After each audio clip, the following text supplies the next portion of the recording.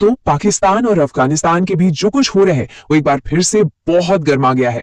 चलिए जरा गहराई में उतरते हैं और समझने की कोशिश करते हैं कि इस पूरी विस्फोटक स्थिति के पीछे की कहानी आखिर है क्या। कहानी की शुरुआत होती है एक नंबर से, सिर्फ एक नंबर, 400। और ये नंबर इस पूरे मामले की मतलब इसकी गंभीरता को दिखाता है। दावा यह किया जा रहा है कि पाकिस्तान के एक ही हवाई हमले में इतने लोगों की जान चली गई। अब देखिए, ये कोई मिलिट्री बेस नहीं था, कोई फौजी ठिकाना नहीं था।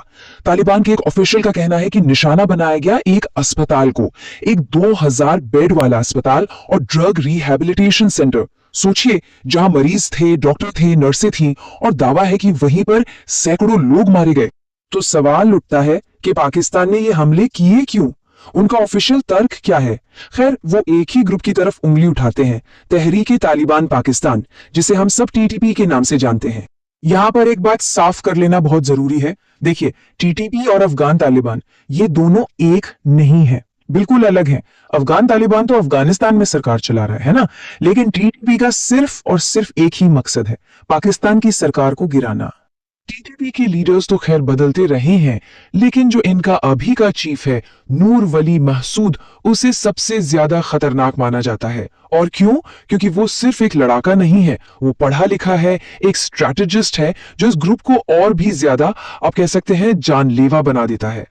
तो इनकी विचारधारा क्या है? ये सोचते क्या है? असल में टीटीपी की आइडियोलॉजी सीधे सीधे पाकिस्तान के वजूद को ही चैलेंज करती है।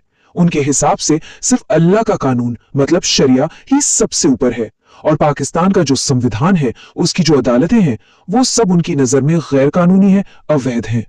और यहीं पर एक बहुत बड़ा सवाल खड़ा होता है। मतलब अगर टीटीपी 2007 से एक्टिव है, तो फिर पाकिस्तान ने अब अचानक से इतने बड़े लेवल पर हमला क्यों कर दिया? लगभग 2 दशक हो गए, तो इन 2 दशकों में ऐसा क्या बदल गया? अच्छा, इस लड़ाई के कैसे को समझने के लिए, मतलब ये हो कैसे रही है, इसके लिए हमें दोनों तरफ की मिलिट्री पावर को देखना पड़ेगा। और यहां देखिए, पावर का इंबैलेंस कितना साफ है।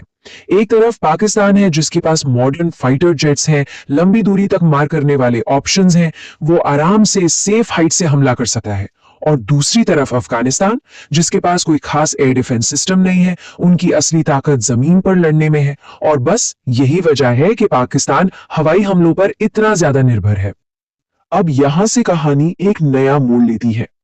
सोर्स के मुताबिक ये लड़ाई सिर्फ टीटीपी को लेकर नहीं है, बल्कि ये एक बहुत पुराने पैटर्न का हिस्सा है, जहां आरोप ये है कि युद्ध पैसे के लिए लड़े जाते हैं। सोर्स का दावा है कि इतिहास अपने आप को दोहरा रहा है। मतलब पहले सोवियत संघ के खिलाफ अमेरिका ने पाकिस्तान को फंड दिया, फिर 9/11 के बाद वॉर ऑन टेरर के नाम पे अरबों डॉलर दिए गए।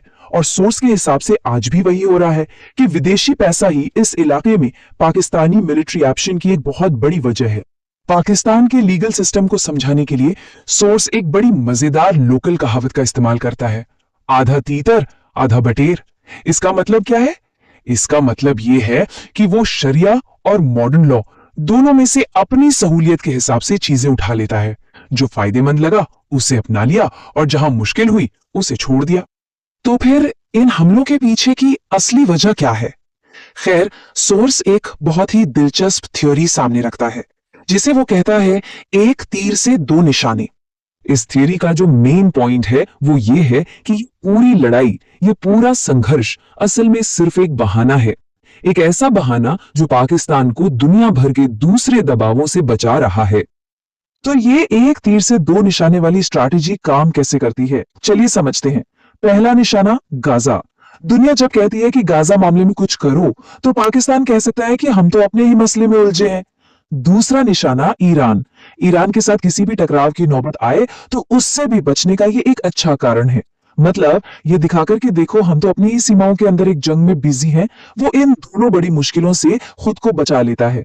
तो फिर सवाल यह है कि इस स्ट्रैटेजी को काउंटर कैसे किया जाए। इसका जवाब सोर्स के मुताबिक पाकिस्तान की उस कमजोरी में है जिसे अक्सर लोग अनदेखा कर देते हैं, और वो है उसका असली पावर सेंटर। अब देखिए, कागज पर तो इस्लामाबाद पाकिस्तान की राजधानी है, ये हम सब जानते हैं, लेकिन सोर्स का तर्क है कि देश का असली दिल, उसकी असली धड़कन वो लाहौर में है। लाहौर सिर्फ एक शहर नहीं है, बल्कि वो पाकिस्तान का कल्चरल, इकोनॉमिक और असल पावर का सेंटर है। और यहीं पर ये पूरी बातचीत हमें एक बहुत बड़े और सोचने पर मजबूर करने वाले सवाल पर लाकर छोड़ देती है। क्या आज के जमाने की लड़ाई में किसी दुश्मन को हराने के लिए उसकी राजधानी पर हमला करना जरूरी है, या फिर उसके असली दिल पर चोट करना ज्यादा असरदार होता है? ये एक ऐसा सवाल है जो इस पूरे संघर्ष को देखने का हमारा नजरिया ही बदल सकता है।